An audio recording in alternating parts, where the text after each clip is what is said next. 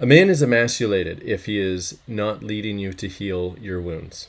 Once a man has claimed a woman, chosen a woman to be his, he is taking responsibility for her.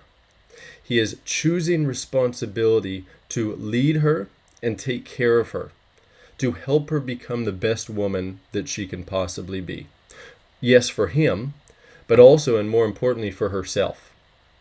And when a man chooses not to lead his woman to heal, he is abdicating his responsibility as a man. He is choosing to stay stuck in emasculation. And what that is going to do is that is going to basically be the end of the relationship, even if that is the start. Because there is no healthy polarized relationship if the man is not leading his woman to be a better person, to be a better woman, to be a more feminine woman, to be a more healed woman. So much of the polarity in the relationship comes from him stepping into that role and being her coach. Just like so much of the polarity in the relationship is caused by the woman stepping into her feminine energy, stepping into her being vulnerable, opening herself up, and inspiring her man to be the best version of himself that he can be. For her, yes, but ultimately, most importantly, for himself.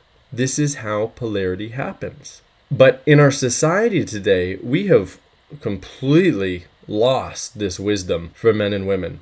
We are operating in a very depolarized way, and also in a very independent way, and in many cases, hyper-independent way. Or a codependent way, which is different, because that's not what I'm talking about at all. I'm talking about interdependence. But many couples operate very independently, where it's like, you're kind of in charge of you, you're in charge of you, I'll just take care of me. And that's not a relationship. And so many women, especially women who come across my video content, will feel this desire inside of themselves, even this yearning to be taken care of in this way. Like, really imagine, ladies, for a moment, how much better it would be, how much more ease you would experience in your love life if you had a man that was fully taking care of you in this way, where he is actively looking at your wounding, basically, like where you are stuck, where you're stuck in fear, stuck in avoidance, stuck in blame, and he lovingly is a very important key word, not in a triggered, judgmental way, but in a loving way, points these things out to you and goes one really important step further. He shows you, he leads you, he guides you into how to shift it, how to shift the pattern, right? Which should be, using feminine communication in a lot of ways. That's how you're going to let go of control. But other things as well, right? Learning to feel your feelings more, get into your body, focus on your breath, focus on emotionally regulating, letting go of certain control things like planning and initiating and not judging, and all of that stuff is really important too. But ultimately, the feminine communication piece is a huge thing that every man should ideally be teaching his woman, because every woman needs help learning how to communicate better. Every man also needs help learning how to communicate better, right? Understand that what I am talking about here, this is not about like men are superior and they're the ones that have all of the knowledge and women are just kind of dumb little kids that need to be taught how to be better. It's not about that, right? A woman has a very important role in this relationship as well, along with a lot of wisdom and intuition and ideas. It's just that she is going to be, we'll call it helping without trying to help the man in a completely different way. She's not stepping into that coaching role. A woman doesn't want to be a man's coach, right? It's like, especially if you're a mother, it's like, I already have children. I don't need another child. I don't need to be coaching my man. That's not going to feel good for you. It's not going to feel sexy. It's not going to feel fun. You're going to be treating him more and more like your little boy, and it's just going to turn you off and it's going to turn him off, right? Your gift is in inspiring him into that role without trying to do anything. You're just focusing on yourself. You're focusing on your own needs, your own feelings, your own problems, your own desires, vulnerably expressing them. And that is what inspires a man to be the best for you, by trying to understand what's going on, what you need. So what we're going to do today is we're going to talk more about this, and we're going to talk about also how you can start shifting yourself to inspire your man, or your future man if you're single, into leading you to heal, into doing his job, because that is his job. Before we do that, I'm going to introduce myself. My name is Zach Rohde. I'm here to lead you into creating the relationship of your dreams using your feminine energy and what I call feminine communication to inspire a man into cherishing you. If you have not yet subscribed to this channel, make sure you do that below. Hit the notification bell and be sure to like this video because I'm going to make sure it's a good one for you today. And if you would like some help learning how to shift out of your unhealthy control patterns so that you can experience that amazing dream relationship with a man, then go below this video, open up the description. You're going to see the links to all of my offers, and a great and free place to start is my free webinar at zachrohdecoaching.com. Okay, so before we talk about what you need to do to inspire a man in this way, we're going to talk briefly about the emasculated man.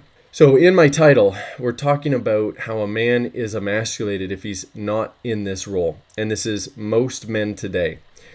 And the reason that I'm even talking about this, I actually got a question on Facebook from a man, and it was a great question, where he has experienced, or at least heard about, many relationships where the man would kind of just take a woman's crap, like her abuse really, her disrespect, her bad behavior, and tolerate it, not really lead, but just kind of hope it goes away by him remaining firm and strong and basically being a punching bag for a woman.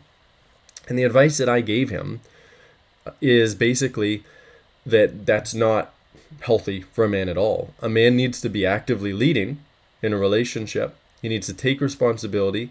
He needs to choose. If you're claiming a woman as a man, it's like, I'm choosing to take care of you. I'm choosing to coach you and lead you, because every woman needs it from a man. No matter how healed she is, she's going to need further healing. And if he's not choosing that, because there's some men who are like, oh, a woman should be able to take care of herself, and if she's got problems, she should go see a therapist and all of that. It's like, you're not ready for a relationship if that's the mindset. A man is not ready for a relationship if that's his mindset. Now, when I got into my marriage, this was 8 years ago, I didn't have that mindset at all. My mindset is like, you take care of you, I'm going to take care of me. We're basically going to be two independent people. That is the mindset of a child. That is not the mindset of a healthy masculine man. If I was single today, it would be completely different, right? If I was looking for a future wife, once I have claimed her, and even before I've claimed her, I would be leading her into being a better woman. I wouldn't claim a woman until I've figured out, like, this woman is actually coachable. This woman wants to be led by me. She's enthusiastic about being led by me. And that was the other part of my advice for a man is, if a woman is not willing and ideally enthusiastic about being led, you shouldn't stay with her. You should leave her and find a woman who is willing and enthusiastic, because that's what a man needs. Like, understand, for a man, like a healthy man, a man whose masculine instinct is at least somewhat online. This is important. It doesn't have to be fully online, but at least somewhat online. Part of what inspires him is a woman who is very willing to be led. If you are not willing to be led, because you've got too many wounds around letting go of control in some way, or be like treated as a child, which that isn't actually the case, because tons of adults are getting coaching all the time. It's not about being a child. But if you've got wounds around this, then a man's not going to really feel joy leading you. He's not going to be inspired to step up, and he's actually going to feel that wall. He's going to feel that disconnect where it's like, I don't have a place here to lead her because she doesn't really want me to. Understand that for a man, if his instinct is online in any way, he wants to be giving to his woman. That is his energy, his intention. It's like, I want to give to her. I want to add to her. I want to give her value through my leadership. This can be through advice, compliments, through love, through reassurance, through affection, through giving her direction, setting boundaries. All of this is a form of a man's provision. But if he doesn't feel that she wants that, then he's not going to have a place. He's not going to feel that place in the relationship. So one of the number one things that you can do as a woman is work on yourself to create that receptivity, that openness. It's the same thing. Like, think of it this way. This might be easier to visualize. You're out at a club or a party or whatever, and you got your hands crossed and you got your B face on, like you're looking very unapproachable and unhappy, and a man is looking across the room at you, and like he sees your frown, he sees your crossed arms, your closed off body language, and he's like, I'm not gonna have a good time by going and approaching her. So instead, he looks across the room, he sees another woman, and she's fully open, and she's smiling, and she's just in her radiance, and her arms are completely uncrossed, and she looks at him, and she smiles directly at him with this inviting smile, where it's like, basically she's saying like, I'm approachable, right? Which woman is he going to be likely to approach? Well, unless he's got serious mummy issues where he's chasing mummy's love, unapproachable mummy who didn't give him the love that he needed, he's going to be approaching the really open, receptive, happy woman. And so because he knows, he can feel in his body, I'm going to be received. If I go up to her and give her a compliment and let her know that, she's beautiful or whatever, I'm going to be received. And I can say this with a lot of past experience because I've literally approached many thousands of women in bars and on the sidewalk and in stores and everything. And the ones where it's like, I'm like compelled to approach them and go up to them and give them a compliment and find out if they're interesting. It's the ones where I can feel that openness, where I can feel like, man, if I approach them, if I tell them that I think they're attractive in some way, they're going to love it. The ones who are closed off, I would still approach because I wanted to fully move through 100% of my fear around talking to women that I didn't know. But I wasn't inspired. I wasn't excited about it. It was more like a chore, like, okay, I gotta go do this and move through my fear. And it's the same thing in a relationship. It's the exact same thing in a relationship. If you are fully open and ideally eager to receive from a man, and not just receive like dates here, because here's the thing, it's not just like dates and money and gifts and compliments. All of that stuff is nice and that's important, right? You should be receiving that in a relationship, but also you need to be eager and open and willing to receive a man's correction and his direction of how to do things better, his coaching of how to be better as a woman. And you need to actually be communicating that eagerness, that willingness. It's not enough to just kind of internally feel it. How are you expressing that? How are you communicating that? Are you asking him for help? Are you asking him for feedback about how you're showing up? If you're not doing those things, then you're not doing your job as we'll call it like a coachable student. Okay? He's not doing his job as a leader, as your coach to help you heal, and you're not doing your job as a student. So he's not going to be really eager to step up and be the best man that he can be for you because he doesn't feel your willingness to receive his care, and he doesn't even know probably that you need it because you're not communicating it. And this is where so many women get trapped in judgments of like, he's not stepping up, he's not doing what he needs to do as a man. He's not, helping me be better. He's not doing all of this stuff. But it's like, are you actually communicating that? And I mean, communicating that in a respectful, vulnerable way?